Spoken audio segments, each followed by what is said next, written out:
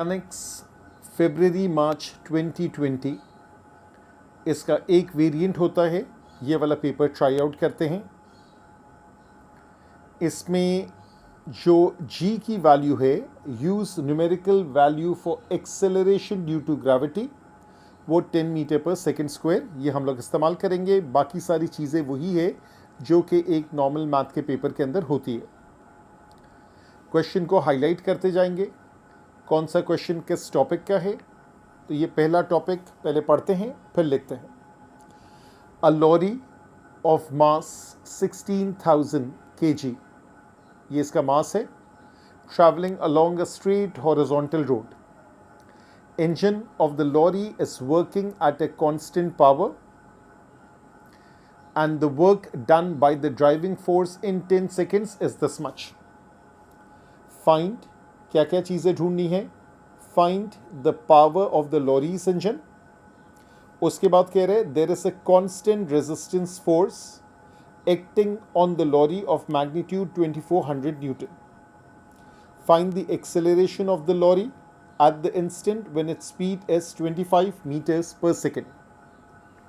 तो ये बेसिकली जो सवाल है वो है F is equals to ma, इसलिए कि इंजन अगर कांस्टेंट पावर पे वर्क कर रहा है, एक्सेलरेशन कांस्टेंट है, ये इस्तेमाल करेंगे, एज वेल एज पावर का कॉन्सेप्ट इस्तेमाल करेंगे। अब पावर के दो इक्वेशंस होती हैं, फिलहाल मुझे एक की ही ज़रूरत है। Power is rate of work done, so that's work divided by time. Power जो है वो हो जाएगा 750, 1 2 3 और ज़ीरोज़ डाले, डिवाइडेड बाय 10 किया, सो दैट इज 75,000 वाट्स हो गया। या इसको मैं लिख सकता हूँ 75 किलो वाट्स, दोनों ऑप्शंस आप लिख दें। ये पहला मार्क हो गया। अब कह रहे constant resistive force acting on the lorry of magnitude 2400 newton. For example, ये आपने वो लॉरी को ड्रॉ कर दिया और यहाँ पे आपने एक फॉरवर्ड फोर्स मार्क किया आगे की तरफ, एक फोर्स आपने बैकवर्ड मार्क किया पीछे की तरफ। तो अब आप इसको लेबल कर लें। ये आपका फॉरवर्ड फोर्स है, वो है आपका power which is 75,000 divided by वो जो वैल्यू आएगी वो वैल्यू आएगी वेलोसिटी, इसलिए कि power is force into velocity, therefore force is power over velocity.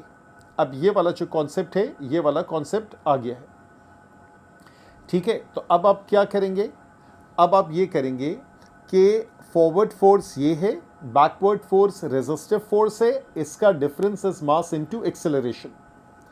तो बैकवर्ड फोर्स जो है वो है 2400 न्यूटन और एक्सेलरेशन को मैंने ए मार्क किया जो कि मुझे ढूंढना है। So 75,000 divided by 25 minus 2400 is equals to mass जो कि 16,000 है, मल्टीप्लाइड बाय एक्सेलरेशन। कैलकुलेटर का इस्तेमाल करेंगे, एक्सेलरेशन की वैल्यू आपको मिल जाएगी। So this is the first question, F is equals to ma और पावर का कॉम्बिनेशन। दूसरे क्वेश्चन पे आ जाए, आराम से इसको पढ़ते हैं। तो इसकी हाईलाइटिंग यहाँ करेंगे, पहले इसकी रीड कर लेते हैं। A particle P of mass 0.4 kg, it's on a rough horizontal floor, coefficient of friction is mu, force of magnitude 3 newton, ये है फोर्स, इसका magnitude 3 newton applied to particle P upwards at an angle alpha above the horizontal, ठीक है। where tangent of alpha is such and such, ये भी दिया हुआ है। The particle is initially at rest, accelerates at 2 meter per second square. Find the time it takes for P to travel a distance of 1.44 meter from its starting point. अब यहाँ पर क्या चीज़ इस्तेमाल होगी, सोचें।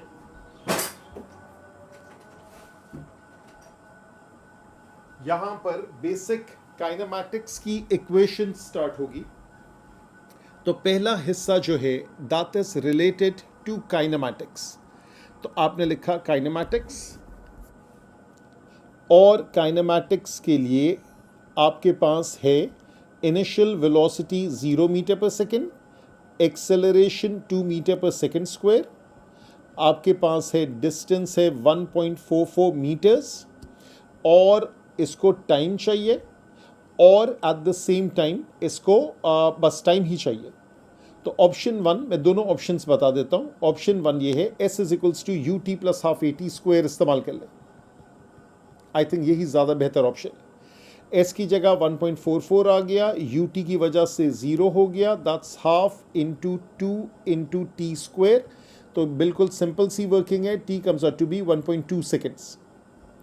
इसलिए कि 144 जो है वो 12 का स्क्वायर होता है, तो 1.44 का स्क्वायर रूट 1.2 या 1.2 का स्क्वायर 1.44, ये एक ऑप्शन है। ऑप्शन 2 लिख देता हूँ, वो ये है कि अगर किसी को वेलोसिटी चाहिए तो वो इस्तेमाल करता v square is u square plus 2 into 2 into 1.44, ये v स्क्वायर आ जाता। Therefore, v comes out to be 2 multiplied with 1.2, which is 2.4 seconds. और फिर हम इस्तेमाल करते v is equals to u plus a t. तो v की जगह में लिखता 2.4, u की जगह लिखता 0, a की जगह लिखता 2, t की जगह लिखता t। Therefore, t again comes out to be 1.2 seconds. चूंकि पहला पार्ट में क्वाड्रेटिक एज सच नहीं बन रही है तो वो वाला ज़्यादा बेहतर है, दूसरा वाला पार्ट भी कुछ लोगों के लिए फीजिबल होता है। तो ये मैंने 2 मेथड से करके बता दिया। So there was option number 1, ठीक है, and therefore there was option number 2 also. अब आ जाएं इस पे फाइंड म्यू। अब यहाँ पे आपको एक डायग्राम ड्रॉ करना होगा। अब वो जो डायग्राम आप ड्रॉ करेंगे, तो आपने एक हॉरिजॉन्टल फ्लोर बनाया और उसके बाद उसके ऊपर एक ब्लॉक बना लें। तो ये मैंने यूं करके ब्लॉक बनाया है। इस ब्लॉक के बाद इसका हॉरिजॉन्टल हम खींचेंगे, ठीक है। तो इसको ज़रा सा और थिन करते हैं, या इसको थिक रहने दें, और ये और बिल्कुल थिन कर दें। तो ये है आपका हॉरिजॉन्टल, और ये उस पर एक एंगल बना रहा है अल्फ़ा, ठीक है। इसने कहा 3 न्यूटन है, अल्फ़ा की इंफॉर्मेशन दी हुई है। सो this is 3 Newton, this is the angle alpha, this is like the horizontal, और यहाँ पर इसका कंपोनेंट अभी हम मार्क करेंगे, तो इसको ब्लू ही रहने दें, सही लग रहा है। और एक और कंपोनेंट जो है वो मैं ऊपर की तरफ मार्क कर देता हूँ, that is this purple component like this. ये वाला जो है ये हो गया 3 कोसाइन अल्फ़ा, ये वाला जो हो गया ये हो गया 3 साइन अल्फ़ा। वो कोसाइन है, ये साइन है। ये वैल्यूज़ कहाँ से आएंगी? ये वैल्यूज़ यहाँ से आएंगी। Tangent alpha is 3/4। तो अब इसको ड्रॉ कर लेते हैं। Tangent alpha is 3/4। तो ये मैंने वर्टिकल ड्रॉ किया, और ये मैंने हॉरिजॉन्टल ड्रॉ किया, और ये ओरिजिनल फोर्स है ग्रीन के अंदर, ठीक है। यहाँ तो उसकी हम ज्योमेट्री देख रहे हैं। तो ये है टेंजेंट अल्फ़ा इज़ 3/4, ये हो गया, ये 3, ये 4, ये राइट एंगल, ये 5। Therefore sign of alpha is 3/5, cosine of alpha is 4/5। ये भी हम भी लेबल कर लेंगे। उसके बाद फिर क्या चीज़ है? फिर उसके बाद इसका वज़न है, तो 0.4 g वो नीचे आएगा, उसको भी लेबल कर लें। So therefore let's choose another colour, और ये वाला है आपका 0.4 into 10, so that's 0.4 g newton, which is the same thing as 4 newton. ये भी आपने लेबल कर लिया। यहाँ पे ऊपर की तरफ आप और क्या लेबल करेंगे? आप यहाँ पे लेबल करेंगे r, ठीक है। तो ये वाला जो है वर्टिकली अप, ये वाला हो गया r। अब क्या चीज़ रह गई? अब एक और चीज़ रह गई, दैट इज के आप इसके अंदर लेबल करें रेजिस्टिव फोर्स। तो रेजिस्टिव फोर्स यानी कि एफ मैक्स जो है वो पीछे की तरफ आ गई, because F max opposes motion. तो ये भी मैंने लेबल कर लिया, ठीक है। अब कितने मार्क का सवाल है? 4 मार्क का। बिल्कुल सुकून से वर्क कीजिएगा। सबसे पहले आप लिखेंगे r plus 3 sine alpha is equals to 4। r की जगह r लिखा, 3 की जगह 3 लिखा, साइन अल्फ़ा की जगह 3/5 लिखूं या 0.6 ही कर देता हूं, इक्वल्स टू 4। एग्जैक्ट डेसिमल है तो इसने इसमें कन्वर्ट कर दिया। R comes out to be 4 minus 1.8 which comes out to be 2.2 Newton. F max क्या हो गया? F max हो गया mu R, that is 2.2 mu हो गया. और क्या अब ये एक्सेलरेट करवा रहा है? बिल्कुल एक्सेलरेट करा रहा है. एक्सेलरेशन भी मेरे पास मौजूद है, तो यहाँ पे ये एक्सेलरेशन यूँ है, that is 2 metre per second square. इसका मतलब है जो खींचने वाली फोर्स है 3 cos alpha, 3 cosine alpha is the pulling force minus F max is equals to mass into acceleration. Mass कितना है इसका? मास जो है वो है 0.4 इनटू एक्सेलरेशन. और एक्सेलरेशन की वैल्यू कितनी है? एक्सेलरेशन की वैल्यू 2 है. So 3 into 0.8 minus F max which is 2.2 mu. ठीक है, यहाँ पे न्यूटन गलती से लिख दिया, दैट इज म्यू. ठीक है, सॉरी ये वाला तो न्यूटन था, माय बैड, और ये वाला म्यू बिल्कुल सही है. Is equals to 0.8 negative 2.2 mu is equals to 0.8 minus 2.4 that is negative 1.6. ये सब्ट्रैक्शन भी कर ली मैंने. So therefore mu comes out to be 1.6 divided by 2.2, that is 16 over 22. Fraction में लिख ले, I think ज़्यादा बेहतर है. That comes out to be 8 over 11. That is the answer for this particular part. तो ये फ्रिक्शन वाला सवाल है. तो ये फ्रिक्शन का था सवाल. नेचुरली रेजोल्यूशन ऑफ फोर्सेस तो होगा, और ये था हॉरिजॉन्टल फ्लोर का सवाल. ठीक है, इंक्लाइन प्लेन नहीं था, हॉरिजॉन्टल फ्लोर था. ये भी माशाल्लाह से डन हो गया. अब क्वेश्चन नंबर 3 देखें. What does question number 3 says? Now it says the diagram shows a vertical cross section of a surface. एक सरफेस है, उसका वर्टिकल क्रॉस सेक्शन दिखा रहा है. A B C are 3 points on the cross section. The level of B is h metres above the level of A. अच्छा, सबसे पहले ये है कि हाँ इसके 2 पार्ट्स हैं. तो मैं एक काम करता हूँ, ये डायग्राम की मुझे फिर से ज़रूरत होगी, तो ये डायग्राम ज़रा मैं कॉपी करके उस पेज पे भी लगा दूँ. ठीक है, so I take a screenshot and I copy. ठीक है, इसको यहाँ पर भी लगा लेते हैं. अच्छा, क्यों नहीं आ रहा? So let me do it again. सही है, और इसका सेव इमेज कर लेते हैं, that is better.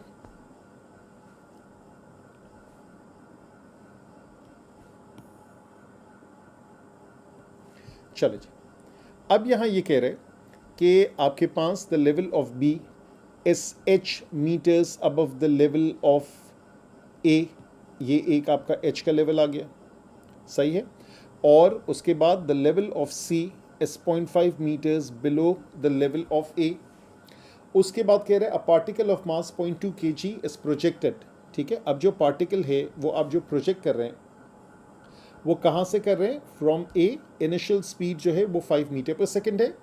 It remains in contact with the surface, यानी ये पूरा इसके साथ चिपकते हुए ये पूरा ट्रैवल करके यहाँ तक ऑल द वे नीचे आएगा. Given that the particle reaches B with a speed of 3 metre per second and there is no resistive force. ठीक है, तो कोई रेजिस्टिव फोर्स नहीं है, और वो बी रीच करता है with a speed of 3 metre per second. अब ये बी की बात कर रहे हैं. Find H. तो अभी जो कहानी है 3 मार्क के लिए, वो कहानी सिर्फ और सिर्फ इस हिस्से के लिए है, दातस के ए बी पोर्शन के लिए, ओनली फॉर दिस पोर्शन. अब यहाँ पर जो है वो आप कहेंगे कि कॉन्सेप्ट क्या लगेगा? Conservation of energy, principle of conservation of energy. और यहाँ पे बेसिकली ये वर्क का अगले पार्ट में वर्क है, और एनर्जी इसका कॉन्सेप्ट आ रहा है. कंजर्वेशन ऑफ एनर्जी में total energy at A should equal total energy at B. अब ए पे आपके पास क्या मौजूद है? ए पे potential energy at A is 0 because that's a base level with respect to B. Kinetic energy at A जो है दैट्स हाफ. मास की वैल्यू है 0.2 और वेलोसिटी की वैल्यू है 5. तो that's half into 0.2 into 5 square. ये चीज़ आ गई. जब हम b की बात करेंगे तो यहाँ पे जो पोटेंशियल एनर्जी है वो है mgh, that is 0.2 into 10 into H. और ये बी की बात हो रही है, काइनेटिक एनर्जी एट बी जो है that is half into 0.2 into 3 square. तो ये टोटल एनर्जी के बराबर हो गई। दोनों को आमने सामने कर दें, so therefore half into 0.2 into 5 square that is 0.2 into 10 into H plus half into 0.2 into 3 square. अब देखें, करने को तो मैं डायरेक्ट सॉल्व कर लूँ, मैं एक चीज़ आपको बताना चाह रहा हूँ। वो चीज़ ये बताना चाह रहा हूँ कि ये जो आपका 0.2 है, ये जो है 0.2, अगर ये गिवन नहीं भी होता इस क्वेश्चन में तो वो कॉमन लेके वैसे भी कैंसिल होना था। उल्टे हाथ से कॉमन, सीधे हाथ से कॉमन, वो कैंसिल हो जाता। तो बेसिकली आपके पास बचता क्या? आपके पास बचता half into 5 square that is 10 into H and this is half into 3 square. तो बेसिकली आपकी ये वर्किंग बचती और बहुत आसानी से आपके पास एच की वैल्यू आ जाती। सो this is 25/2 minus 9/2 is equals to 10h. 25 minus 9, 16. 16 divided by 2 is 8. Therefore, h comes out to be 0.8 meters. ये आपका आंसर आ गया साफ सुथरे तरीके से। ये हो गया पहला पार्ट। अब आ जाए दूसरे पार्ट पे। यहाँ पे क्या कह रहे? It is given instead that there is a resistance force. ठीक है, तो एक रेजिस्टिव फोर्स मौजूद है इसने कहा, और ये जो रेजिस्टिव फोर्स है, ठीक है, ये जो आपकी रेजिस्टिव फोर्स है and the particle does 3.1 joules of work against the resistive force. Force जानना जरूरी नहीं है, उसका वर्क डन अगेंस्ट रेजिस्टेंस है। As it travels from A to C, अब ये ए से लेके सी तक ट्रैवल कर रहा है। Find the speed of the particle when it reaches C. अब यहाँ पे खास बात ये है कि ये वाला जो डायग्राम है, अगर मैं इसको 2 मरतबा लगा हुआ है, ठीक है, अच्छा चले रहने दे। यहाँ पे find the speed of the particle when it reaches C. अब कहानी ये है, ये स्टार्ट यहाँ से करेगा, ठीक है, इसको तो क्यों नहीं लिख रहा? अच्छा जी, ये जो है इसके ऊपर फिर से पेस्ट करते हैं, कोई टेक्निकल इशू आ गया, इसके ऊपर लगा देते हैं, ये नहीं लग रहा, चलो इसको नीचे कर देते हैं। ये स्टार्ट करेगा ए से, ये बी तक जाएगा, बी से फिर इस पॉइंट पर आएगा, फिर यहाँ पर आएगा। तो ये वाला जो एच है दिस इज इग्नोर्ड, इसलिए कि ये पूरा घूम के समझे इसका नाम ए प्राइम है। तो बेसिकली ए प्राइम और सी की कहानी अब बन गई। बात समझ में आई? जो जितना ऊपर जाएगा उतना नीचे भी आएगा। तो बेसिकली ए प्राइम और सी की कहानी। जब हम लोग बात करते हैं वर्क एनर्जी प्रिंसिपल की, तो वर्क एनर्जी प्रिंसिपल वो क्या कहता है? वर्क एनर्जी प्रिंसिपल ये कहता है कि total energy at the start minus total energy at the end equals to work done against resistance. ये आपका स्टार्ट हो गया, ये आपका एंड हो गया। वो अगर स्टार्ट करेगा with a speed of particle when it reaches C, it is given instead, यानी स्टार्टिंग वही थी, 5 मीटर पर सेकंड था, तो यहाँ पे भी 5 मीटर पर सेकंड ही होगा। So therefore total energy at A prime, ठीक है, ये अब मैं लिखता हूँ, total energy at A prime that is kinetic energy at A prime plus potential energy at A prime, इसलिए कि वो उससे 0.5 मीटर ऊपर है। सो that is half into 0.2 into 5 square plus mgh, that's 0.2 into 10 into h जो है वो 0.5 metres है। ये total energy at A prime है। टोटल एनर्जी एट सी, यहाँ पे काइनेटिक एनर्जी जो है वो मुझे चाहिए, क्योंकि मुझे चाहिए speed. So half into 0.2 into v square, और ये वाला जो है ये 0 है because that's the base level. अब इसकी सब्ट्रैक्शन होगी। सो हाफ 0.2 इंटू 5 स्क्वायर अब plus 0.2 into 10 into 0.5 minus half into 0.2 into v square is equals to work done against resistance, that is 3.1. इसको solve करेंगे आपको v मिल जाएगा. So that's how this part is to be done. तो ये work energy का concept था question number 3 में. आगे बढ़ते हैं. यहां पर छोटी सी एक ट्रिक इस्तेमाल करेंगे ये क्वेश्चन के अंदर. Let's see. It says a cyclist travels along a straight road with constant acceleration. He passes through the point A, B and C. छोटा सा डायग्राम always is helpful. तो ये वाला है आपका A, यहाँ कहीं B है और यहाँ कहीं C है. ठीक है, it's just a rough diagram, कोई एग्जैक्ट नहीं है. इसने कहा जो पोर्शन AB है उसमें 2 सेकंड लगते हैं, BC में भी 2 सेकंड लगते हैं. तो AB जो है इसका टाइम है 2 सेकंड्स और जो BC है इसका टाइम भी है 2 सेकंड्स. उसके बाद ये कह रहे हैं कि जो B पे स्पीड है वो 4.5 है. तो B पे स्पीड जो है वो है 4.5 metre per second. The distance of AB is 4/5 the distance of BC. Distance of AB is 4/5 distance of BC. ये इस्तेमाल करेंगे. Find the acceleration of the cyclist. Acceleration बिल्कुल है और वो हमें ढूंढनी है. अब यहाँ ट्रिक ये है कि इनिशियल स्पीड एक ही गिवन नहीं है. अब आपको याद होगा कि सबसे पहले तो एक काम करते हैं, इसको लेबल कर लेते हैं. किस चीज़ का सवाल है? ये सवाल है काइनेमैटिक्स का. कौन सा काइनेमैटिक्स? जो इक्वेशन ऑफ मोशन वाला है, यानी कि कांस्टेंट एक्सेलरेशन वाला है. ठीक है, ये वाला काइनेमैटिक्स है. अब एक सवाल आपको याद होगा कि अगर एक पार्टिकल A से B जाता है और वही पार्टिकल B से A जाएगा और अगर एक्सेलरेशन सेम रहेगी तो जितना टाइम जाने में लगेगा उतना ही आने में लगेगा. फॉर एग्जाम्पल अगर ये 1 मीटर पर सेकेंड से 4.5 बन रहा है इन 2 सेकेंड्स, तो 4.5 से 1 बनेगा इन 2 सेकेंड्स. यहाँ पे अगर एक्सेलरेशन पॉजिटिव है तो यूँ रास्ता लेंगे तो एक्सेलरेशन नेगेटिव है. ऐसा ही है. अब ये क्यों मुझे बताने की ज़रूरत पड़ी? इसलिए बताने की ज़रूरत पड़ी कि यहाँ पे मैं ज़रा सा ट्विस्ट करूँगा गेम को. और वो ट्विस्टिंग ये है कि मैं पोर्शन BA की बात करूँगा. मैं इनिशियल वेलोसिटी लूँगा 4.5 मीटर पर सेकेंड को. मैं टाइम लूँगा 2 सेकेंड्स को. मैं एक्सेलरेशन लूँगा A को. और डिस्टेंस जो मैं लिखूँगा S is equals to UT plus half into A into T square. मैंने ये यूं करके लिख दिया.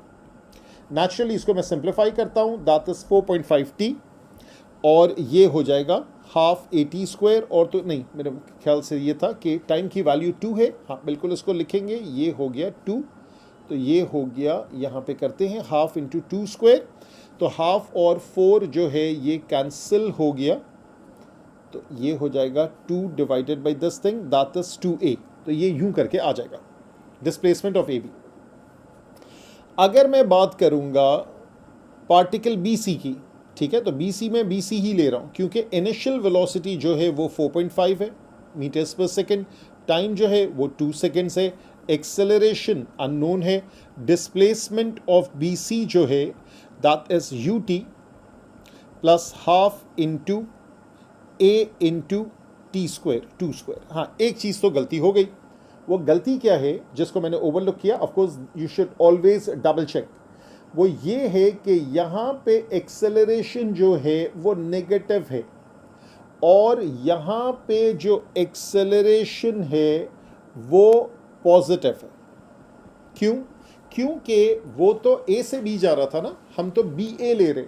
तो जब हम BA ले रहे हैं तो एक्सेलरेशन नेगेटिव लेंगे. तो यहाँ पे इसको ज़रा सा चेंज करें, इसको चेंज करें. So therefore this comes out to be -A और ये हो जाएगा -2A. Got the idea? क्योंकि अगर मैं दोनों को बराबर करता तो वो एग्जैक्ट सेम होता, वो गलत आंसर देता. सिनेरियो डिफरेंट है. ये BA है, ये B से A है, वो B से C है. ये B से A है, उल्टी जानिब जा रहे हैं तो एक्सेलरेशन नेगेटिव हो गया. ये B से C है, एक्सेलरेशन पॉजिटिव हो गया. ये वाली चीज़ जब मैं और सिंप्लीफाई करके यहाँ लिखूँगा, so this comes out to be 4.5T plus 2A. ये दूसरी इक्वेशन हो गई. यहाँ पे इसने कहा displacement of BA is 4/5 displacement of B C ऐसा ही है, बी ए या A B is this much, displacement तो वही है। क्रॉस मल्टीप्लाई करें 5 times 4.5t minus 2a, that is 4 times 4.5t plus 2a, multiply करते हैं 5 into 4 20 and this is 22.5t minus 10a, 4 into 4.5 16 और 2 18, that is 18t plus 8a, therefore 22.5t minus this thing। अच्छा यहाँ t मैंने वापस फिर से नहीं लिखा है, एक मिनट रुकिएगा, मैं एक छोटी सी एरर हो गया कि वो t की वैल्यू तो आपके पास मौजूद है, तो ये वाला T2 है, ये वाला T2 है, ये वाला T2 है, और ये बल्कि मैं मल्टीप्लाई करके ही लिख देता हूँ।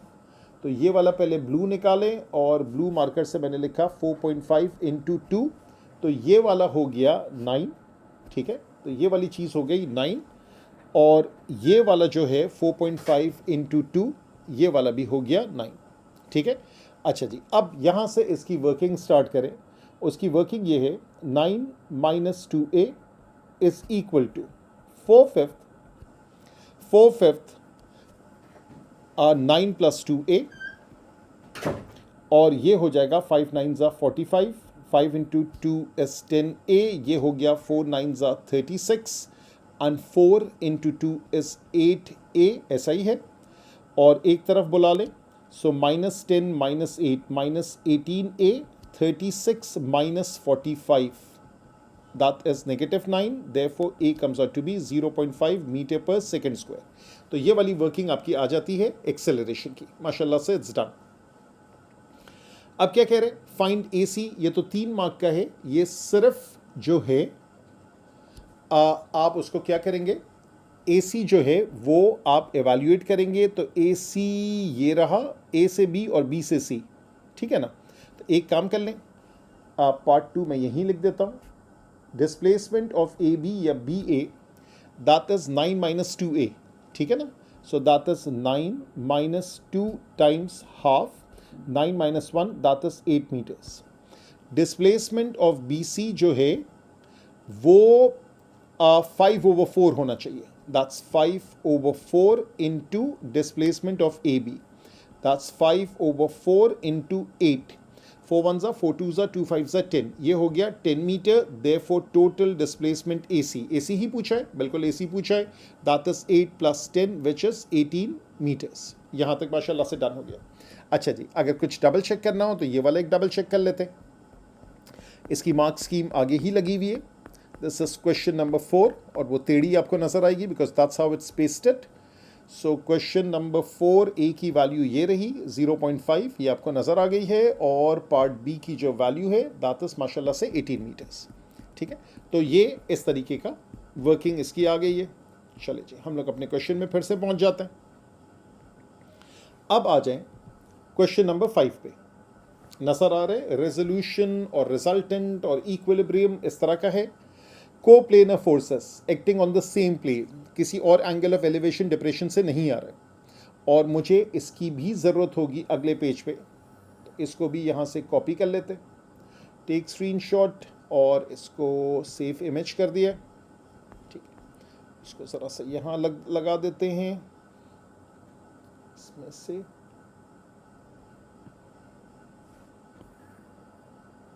ठीक है जी। अब यहाँ पर आ जाएं, यहाँ पे ये बात कर रहा है अल्फ़ा जो है वो 60 डिग्रीज है, ठीक है, डिग्री का निशान भूल गया वो लगा दें, and the resultant of the 4 forces is in the direction of 3 Newton force. अच्छा, तो जो चारों का रिजल्टेंट है वो है डायरेक्शन ऑफ 3 न्यूटन फोर्स। इसका क्या मतलब है, इसका मतलब ये है कि वर्टिकल में वो इक्विलिब्रियम में है। तो इसका मतलब सबसे पहले ये है कि आप इसको रिजॉल्व करेंगे तो पहले तो इसके पीसेस कर दें, जितने हॉरिजॉन्टल है उसको ग्रीन कर लें, ठीक है, बल्कि कोई और कलर ले लेता हूँ, पर्पल ब्लू उठा लेते हैं, ये हॉरिजॉन्टल है, ये वाला ऑलरेडी हॉरिजॉन्टल है, ये इसका हॉरिजॉन्टल है, ये 2 हो गया, और वर्टिकल जो है वो रेडिश कर लेते हैं, ये वर्टिकल है और ये वर्टिकल है, यहाँ तक सही है। अच्छा जी, इसको लेबल करेंगे एफ कोसाइन अल्फ़ा, और इसको लेबल करेंगे 4 कोसाइन 30। वर्टिकल वाले को लेबल करेंगे 4 sin 30। वर्टिकल वाले को लेबल करेंगे f sin अल्फा। अल्फा की वैल्यू हमारे पास मौजूद है और ये 6 है। Since the resultant is in this direction, इसका मतलब है vertically the forces are in equilibrium, क्योंकि उसका कोई कंपोनेंट आ ही नहीं रहा है ना। अगर कंपोनेंट आता तो फिर हमारा रिजल्टेंट इस डायरेक्शन में नहीं होता। So therefore 4 sin 30 plus f sin alpha, 4 sin 30 plus f sin alpha, और अल्फा की वैल्यू जो है वो 60 डिग्रीज है, इज इक्वल्स टू 6 न्यूटन। तो अब आप क्या करेंगे, f sin 60 को एज इट इज रहने दें।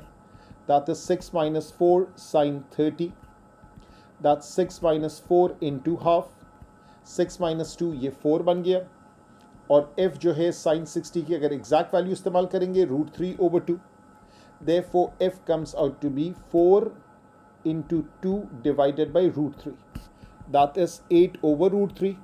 इसको रैशनलाइज करें, √3 that is 8√3 divided by 3 Newton, या इसका डेसिमल इक्विवेलेंट। ये आपकी वर्किंग हो गई पहले पार्ट के लिए। अगले पार्ट में, given instead that the four forces are in equilibrium, find the value of f and the value of alpha। अच्छा जी, यहाँ पे फिर से इसको लेबल करें, वर्टिकली यू मार्क किया, वर्टिकली यू मार्क किया, और हॉरिजॉन्टली यूं ड्रॉ किया, हॉरिजॉन्टली यूं ड्रॉ किया। ये वाला हो गया f कोसाइन अल्फा, ये वाला हो गया 4 कोसाइन 30, ठीक है। और यहाँ पर जो है आपका है 4 साइन 30, और यहाँ पर है f साइन अल्फा। अच्छा, यहाँ पर जो है क्या वो हॉरिजॉन्टल फोर्सेस की ज़रूरत नहीं पड़ी? The answer is no, horizontal forces की हमें ज़रूरत नहीं पड़ी, ठीक है।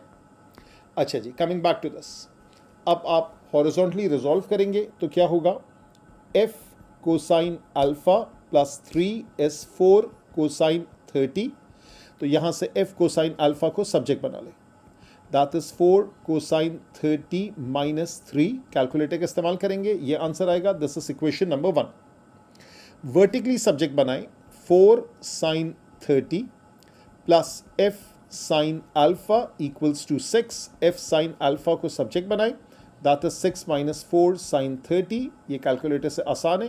This is 6 minus 4 into sine 30 की वैल्यू हाफ है, 6 minus 2 comes out to be 4 newton. ऊपर वाला भी निकाल लेते हैं। ऊपर वाला जो है वो ये है कि 4 इंटू 0.8660 उसकी वैल्यू है कोसाइन 30 की, उसमें से 3 माइनस किया 0.464। ये साइन है, ये कॉस है। f sine alpha is equals to 4। कहीं कोई मिस्टेक्स तो नहीं हुई है? Mistake, f cos alpha plus 3 is 4 cos 30। f cos alpha plus 3 is 4 cos 30, और यहाँ पे माई बाट ये 4 नहीं है, 6 माइनस 2 नहीं 4 ही है। और यहाँ पर जो है वो f cosine alpha plus 3 is equals to 4 cos 30, सही है। 4 cos 30 की वैल्यू निकाली, उसमें से 3 सब्ट्रैक्ट किया, यू गेट दिस। वर्टिकली जो है 4 sine 30 plus f sine alpha is equals to 6। So f sine alpha की वैल्यू हो गई 4, नहीं सही है, बिल्कुल परफेक्ट है। टेंजेंट की वैल्यू 1 से भी बड़ी होती है, तो वो ज़रा सा मुझे डाउट हो गया था। f कोसाइन अल्फा इसकी वैल्यू है 0.464। सो 4 डिवाइडेड बाई 0.464, ये हो गया टेंजेंट ऑफ अल्फा इज 8.620। यहाँ से अल्फा की वैल्यू मिलेगी, उसको प्लग इन करेंगे, f की वैल्यू मिलेगी। एक मरतबा इसको भी डबल चेक कर लेते हैं। तो ये वाला था क्वेश्चन नंबर 5 आई थिंक, और इसमें आपके पास है 4.62, वो तो पहला वाला था। और उसके बाद यहाँ पर जो है वो आपका अल्फ़ा की बिल्कुल सही वैल्यू आ रही है, 4 डिवाइडेड बाई 0.464। तो एंगल जो है वो बड़ा आ रहा है, 83.4 डिग्रीज, ठीक है। अच्छा, यूजली इस तरह का आता नहीं है, लेकिन यहाँ पे आ रहा है। तो वही वाली बात है कि कोई चीज़ भी यूजली और अनयूजली नहीं होती है। वर्किंग करें, और वर्किंग में स्टीरियोटाइप से बचें कि इतना बड़ा आंसर आता नहीं है, तो उससे बच के रहें। और यहाँ पे हम लोगों ने इस चीज़ को डबल चेक कर लिया। अब आ जाएं इस वाले क्वेश्चन में, इसको पढ़ते हैं। ये किस चीज़ का क्वेश्चन है? The question is about K on a straight horizontal test track driverless vehicles are being tested. A car of mass 1600 kg is towing a trailer of mass 700 kg along a track. Of course horizontal track है, लिखा हुआ भी है, ये रहा straight horizontal track. और along the track की बात हो रही है। आपके जो मास है गाड़ी का 1600 है, ट्रेलर जो है वो 700 है। ये दो चीज़ें हैं। The brakes are applied resulting in deceleration of 12 meter per second square, यानी acceleration is negative 12. The braking force acts on the car only, तो braking force सिर्फ गाड़ी पे लगाएंगे। इसके अलावा क्या है? इसके अलावा और फोर्सेस है, वो कहाँ पे लगेंगी? जो बाकी फोर्सेस है वो है कांस्टेंट रेजिस्टेंस फोर्सेस, 600 न्यूटन गाड़ी पे, 200 न्यूटन ट्रेलर पे, ये यूं करके लगेगी। ठीक है, ये सारी चीज़ें। Find the magnitude of the force in the tow bar, find the braking force, 2 और 2 4 मार्क का सवाल है। अच्छा, ये किस कैटेगरी में इसको हम डिपॉजिट करें इस क्वेश्चन को? ये जो है बेसिकली ये कनेक्टेड पार्टिकल का कॉन्सेप्ट है। जैसे पुलिस सिस्टम होता है तो यहाँ पे दो चीज़ें आपस में कनेक्टेड है, तो this is the concept of connected particles, this is car and a trailer. अब यहाँ पर पहले हॉरिजॉन्टल वो बना लेते हैं और दो चीज़ें ड्रॉ करते हैं। जो कार है वो हम ब्लू से ड्रॉ कर लेते हैं और दूसरी चीज़ पर्पल से, या एक पर्पल एक ब्लू। तो ये वाला जो है ये आपकी गाड़ी है।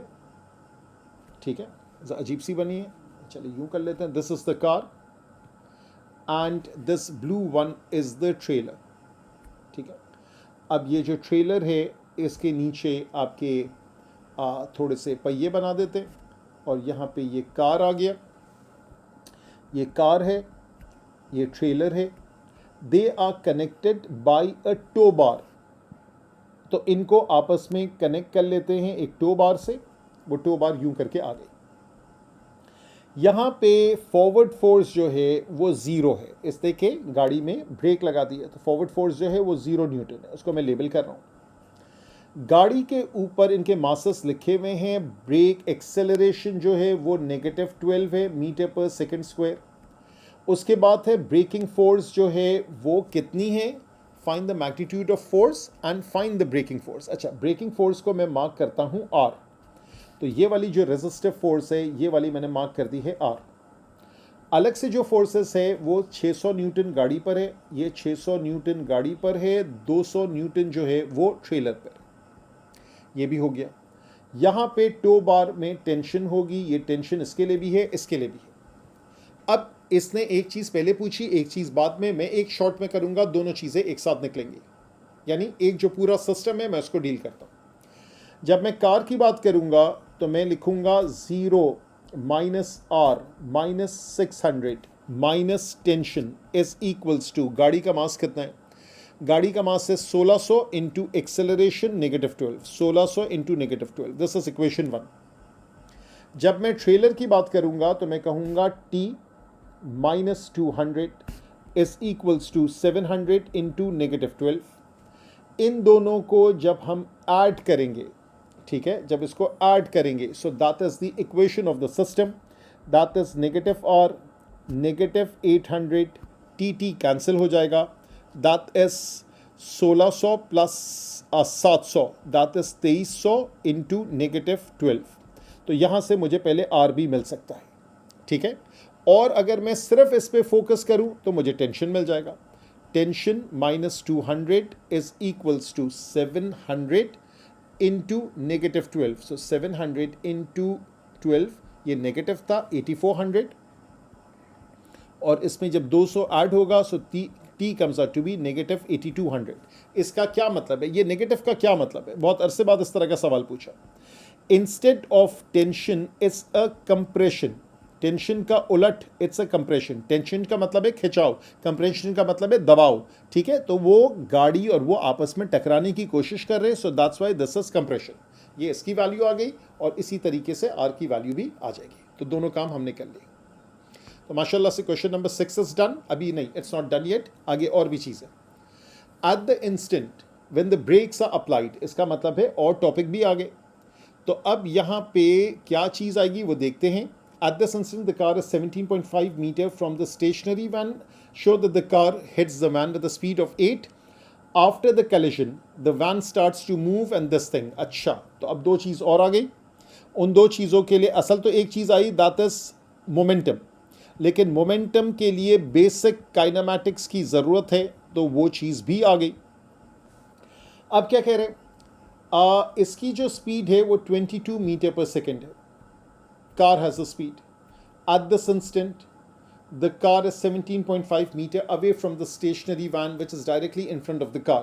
So basically car plus trailer ये एक ऑब्जेक्ट है, ठीक है, कार प्लस ट्रेलर, ठीक है। सो दिस इज वन ऑब्जेक्ट। इसकी स्पीड जो है वो 22 मीटर पर सेकेंड है, ये इसकी इनिशियल वेलोसिटी है। डिस्टेंस जो है वो 17.5 मीटर्स है। Show that the car hits the van, acceleration negative 12 metre per second square है।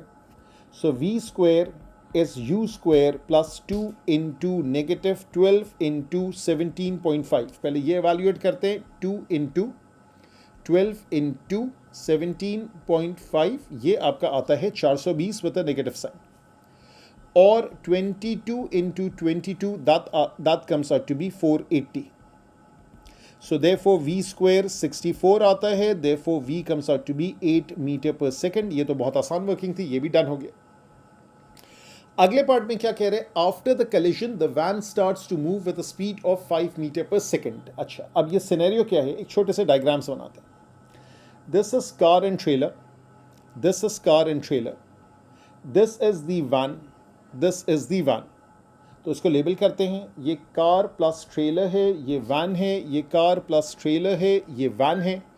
यहाँ पर अब ये हो रहा है कि इसने जो हिट किया वो स्पीड है 8 मीटर पर सेकेंड। उस वक्त वैन जो है वो स्टेशनरी थी, और उसके बाद जो है अब क्या होगा, अब ये होगा, ये यूं जा रहा था और ये स्टेशनरी थी। The van starts to move, तो अब वैन मूव कर रहा है 5 मीटर पर सेकेंड, नेचुरली वो आगे ही मूव करेगा। This is the van, this is the van, and the car and the trailer continue moving in the same direction. ये भी इसी डायरेक्शन में मूव कर रहे हैं, तो ये ज़रा सेट कर लें इसको। ये भी इसी डायरेक्शन में मूव करेंगे, ये भी इसी डायरेक्शन में मूव करेंगे। यहाँ पर अब जो इसकी स्पीड है वो है 5 मीटर पर सेकेंड है, और ये है 2 मीटर पर सेकेंड। पूछ क्या रहा है, find the mass of the man. So mass of the man को m लिख ले, इसको m लिख ले, इसको 2300 किलोग्राम कर ले, इसको 2300 किलोग्राम कर ले, ठीक है, m kg, m kg। Momentum before collision is momentum after collision. So 2300 into 8 plus m into 0, that's 2300 into 2 plus m into 5। अच्छा जी, तो आप जब सब्ट्रैक्ट करेंगे, सो दैट्स 2300 इंटू 6 हो गया, डिवाइडेड बाई 5 हो गया।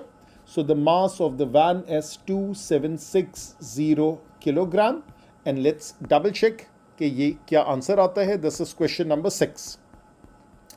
तो ये क्वेश्चन नंबर 6 के लिए हम लोग यहाँ पहुँच जाते हैं, and this is question 6, 2760 kilogram. So माशाल्लाह से दिस थिंग इज डन।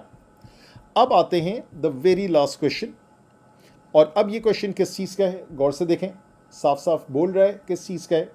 ये क्वेश्चन जो है, दिस इज काइनेमैटिक्स, ठीक है, वेरिएबल एक्सेलरेशन। इसका मतलब है डिफरेंशिएशन और इंटीग्रेशन का कॉन्सेप्ट है। अच्छा जी, अब यहाँ पे देखते हैं कि यहाँ पे एग्जामिनर को हमसे क्या चाहिए। तो एग्जामिनर यहाँ मांग रहा है, a particle moves in a straight line through the point O, the displacement of the particle from O at time t seconds is s metres. दो इक्वेशंस दी हुई है, 0 से 6 और 6 onwards. Find the value of t when the particle is at instantaneous rest during the first 6 seconds. तो आपने displacement की equation लिखी, that is t square minus 3t plus 2। आपने इसको डिफ्रेंशिएट किया, ds बाई dt, यानी कि velocity, that is 2t minus 3। Instantaneous at rest, इसका मतलब है वेलोसिटी 0 है, 2t minus 3 equals to 0, t comes out to be 1.5 seconds. ये आपका पहला पार्ट हो गया.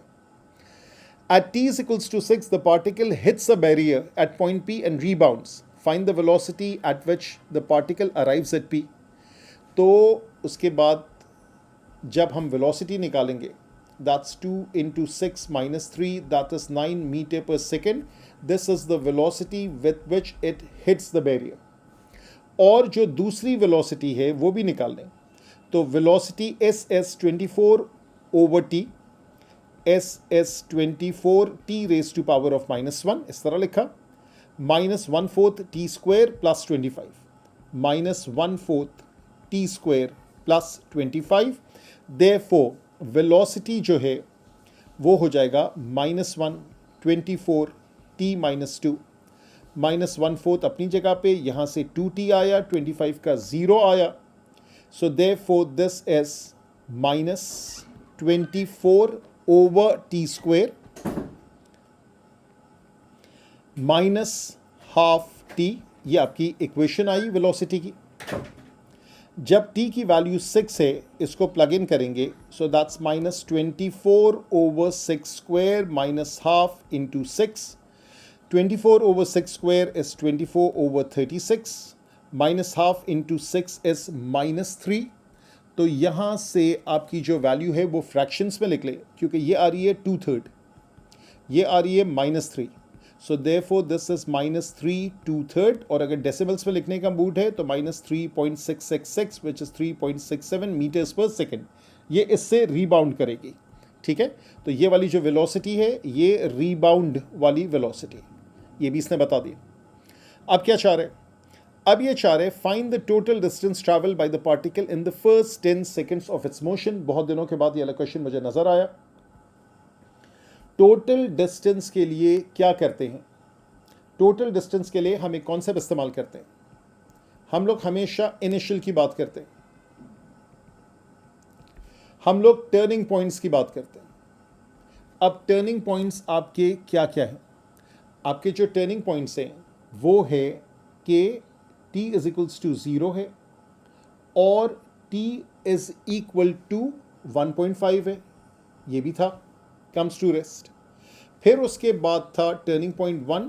फिर इसके बाद एक और वैल्यू आई t इज इक्वल्स टू 6, जो अभी इसने निकलवाई है. That is like a rebound point, तो वो भी एक तरीके से टर्न हो गया.